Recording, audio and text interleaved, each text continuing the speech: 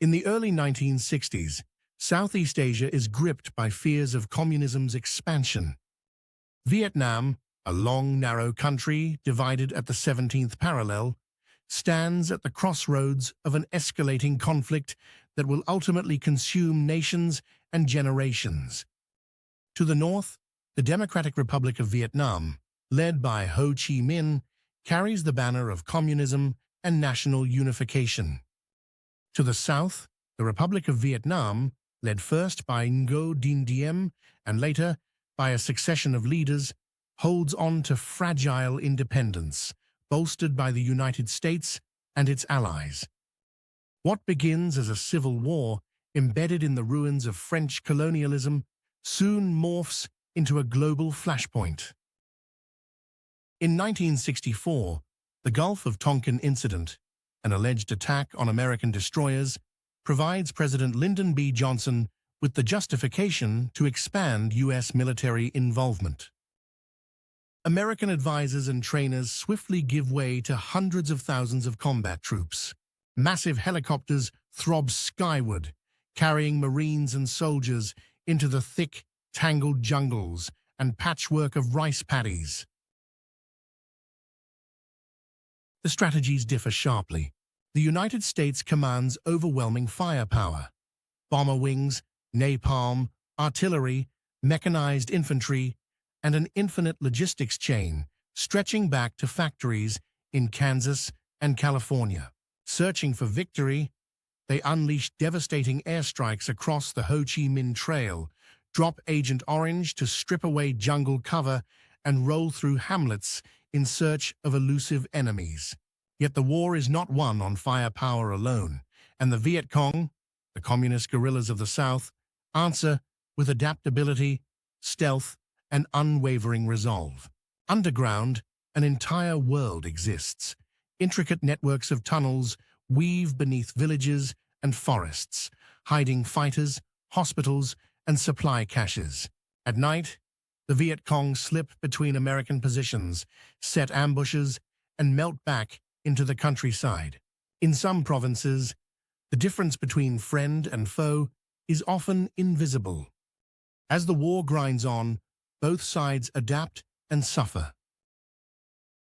American soldiers, 19 and 20, face brutal battles, Ia Drang, Khe Sanh, Hue. January 68th, the Tet Offensive, coordinated attacks across the South, even hitting the U.S. Embassy in Saigon. A military failure for communists, but televised chaos shatters America's belief in quick victory. Anti-war protests surge. Combat is savage, booby traps, mines. Helicopter gunships and B-52s bring widespread destruction. South Vietnamese forces endure heavy losses. Northern towns are decimated, civilian deaths mount. The My Lai massacre shocks America. Then, the Pentagon Papers expose years of government deception on the war. At the negotiating table, talks begin in Paris, dragging on as casualties mount. President Richard Nixon enacts Vietnamization, the gradual withdrawal of American forces and the handover of combat to South Vietnamese troops. But as the U.S. pulls back, the North's offensive pressure intensifies. In 1972, the Easter Offensive sees thousands of North Vietnamese regulars pushing deep into the South, only to be repelled by American air power. Yet the writing is on the wall. In January 1973, a peace agreement is signed. U.S. troops leave, prisoners are exchanged, and the guns fall silent for a time. But within 2 years, conflict flares anew. In the spring of 1975, North Vietnamese troops drive southward, meeting little resistance. On April 30th, Saigon falls. Helicopters lift desperate evacuees from U.S. embassy rooftops as columns of North Vietnamese tanks roll into the city. The war is over, but its legacy endures. Vietnam, devastated and scarred, begins the long process of rebuilding under a unified government. Over 3 million people, soldiers and civilians, North and South, are dead.